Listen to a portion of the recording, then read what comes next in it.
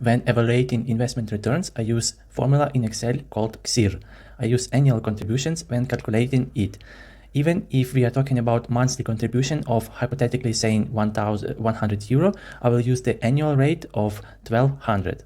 So let's take an investor who invested 1000 euros every month from the beginning of 2021 to the beginning of 2022. This is 12,000 per year. And let's assume his or her investment capital by the beginning of 2022 equals to 14,000 euros. What will be the investment return if evaluated with monthly contributions or with a single annual contribution? It turns out that the estimated annual return of 16.7% with the one-time annual contribution and with the monthly contributions almost 2 times higher.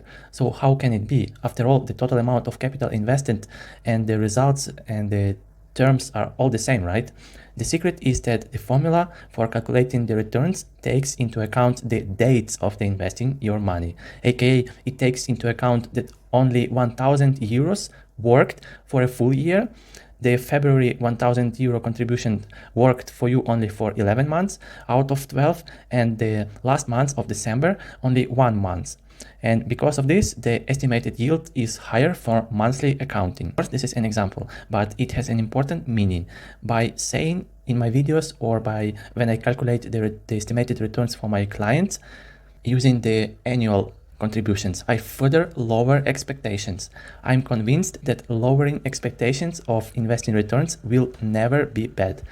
If the actual returns are higher, that's great. Who will say no to it, right? However, to be guided by the excessive expectations, this is very bad because the stock market is unpredictable to accept some unrealistic returns. And as always, good luck with your investments.